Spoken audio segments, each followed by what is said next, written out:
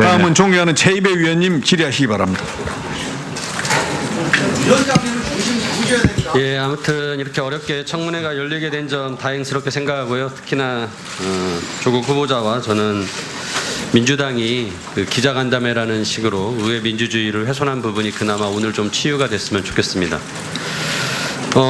후보자님, 제가 재벌개혁에 관심이 많은 거 아시죠? 예, 잘 알고 있습니다. 예, 최근 국정농단 사건에 대법원 판결이 있었고요. 이재용 부회장의 경우는 이번 판결에서 횡령 배임 금액이 50억 원을 초과해서 지금의 그 법적인 처분이 더 강화될 것이라는 얘기들이 나옵니다. 하지만 여전히 집행유예 가능성이 있는데요. 그 이유가 우리 특경가법의 배임 횡령 금액이 50억 원 이상이어도 50억 원일 때 이상일 때 이제 최상의 그 형은 무기징역인데 대법원의 양형 기준은 그 상한선을 11년으로 사실상 제한하고 집행유예도 가능하도록 해놨습니다.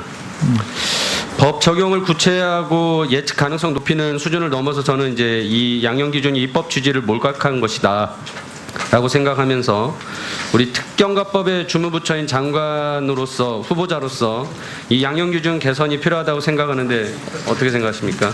네, 최 의원님 너무 잘 아시겠지만 양형 기준은 이제 법원이 몫입니다. 예. 그래서 법무부 장관이 된다면 된다 하더라도 양형 기준을 직접 고치는 권한은 없습니다만은 의견은 제출할 수 있는 것으로 알고 있습니다.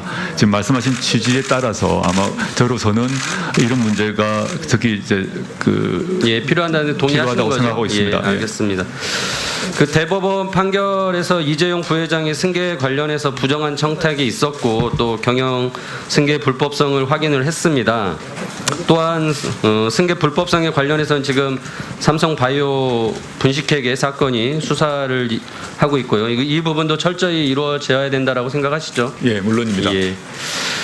이 삼성 경영권 승계의 불법성 논란은 뿌리가 깊은데요. 그 시작은 삼성 에버랜드 전환사채의 그 사건부터입니다. 근데 이게 최종적인 대법원의 판결은 무죄 판결을 받았습니다. 네. 그 내용 아시죠? 잘 알고 있습니다. 예.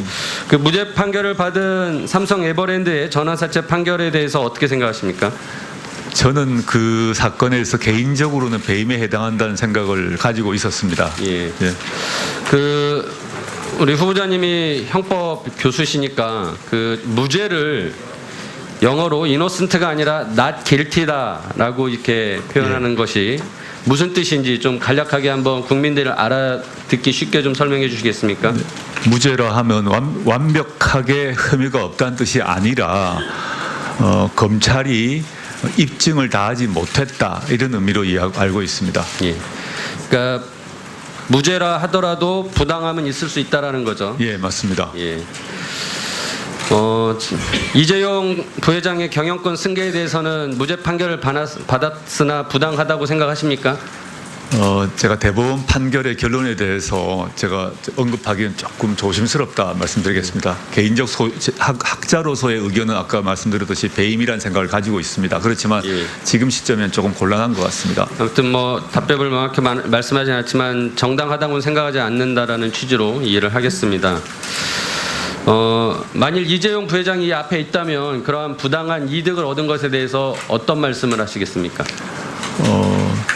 최이배 의원님께서 오랫동안 주장해 오셨던 그 재벌 체제 개혁 문제에 이재용 회장께서 앞장서시는 게 좋지 않을까 이런 말씀드리고 싶습니다. 근데 이제 결국은 그 부당한 이득에 대해서 뭔가 되돌릴 수 있는 방법이 있어야 된다고 생각을 하고요. 근데 흔히 또 이런 얘기도 있습니다. 이재용 부회장은 수혜자에 불과하다. 이건희 회장이 다 한 일인데 이재용 부회장이 뭔 잘못이 있냐. 부당한 이득을 얻었다 하더라도 그걸 어쩌겠냐라는 의견도 있습니다. 하지만 저는 법적으로 강제는 하지 못하더라도 부당한 이득을 얻었으면 그것은 자발적으로라도 되돌려 놓는 것이 공정과 정의가 아닐까 생각합니다. 제 의견에 동의하십니까? 예, 동의합니다. 예. 자, 이제 재벌 얘기에서 좀 후보자 얘기로 들어오겠습니다. 저는 이 거대한 기업 집단을 좌지우지하는 이 재벌들의 기득권 사례에서 우리 후보자님의 개인적인 가정에다 좀 비춰보겠습니다. 무리한 가정일 수도 있겠지만 저는 기득권층이 사회적 책임을 다하라는 요구에 있어서 저는 일견 상통한다고 생각을 합니다. 후보자님의 딸이 부모를 잘 만나 금수저로 태어나서 어떻게 보면 보통 사람들이 누리지 못하는 고등학생 때부터 많은 인턴 기회와 논문의 일저자, 또 해외 봉사활동, 서울대에서 장학금, 부산의전원에서 장학금, 또 재산의 증여, 이런 여러 가지 혜택들을 누려왔습니다. 예. 인정하시죠? 예. 이게 유죄인지 무죄인지는 저도 모르겠습니다. 하지만 아까 전에 후보자님이 모두 발언에서 가족들이 누린 과분한 혜택에 대해서 정당하지 않을 수 있다는 것을 깨달았다고 하셨습니다. 유무죄를 떠나서 부당한 이익이라면 되돌려놔야 된다고 생각하는데 어떻게 해야 될 거라고 생각하십니까? 저는 지난 4주간 이런 문제가 나왔을 때 예컨대 저는 제가 유죄 무죄를 따지겠다는 것이 아니고 합법 불법을 따지겠다고 말씀드린 바가 없습니다. 그걸 따지겠다는 게 저희 의도는 전혀 아니었고요.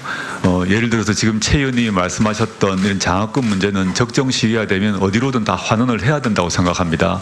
그래서 관련 재산 관련 문제에 있어서도 저희 모친께서 네, 재산에 대해서 물론 우리 청년들이 분노하는 부분도 있지만 결국은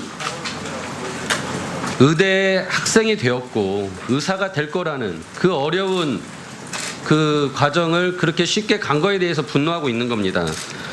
후보자나 후보자 가족이 불법이 저질렀다고 비난하는 것이 아니라 정당하다고 받아들일 수 없는 일이 적법하게 이루어졌다는 것 또한 분노할 일인 거죠.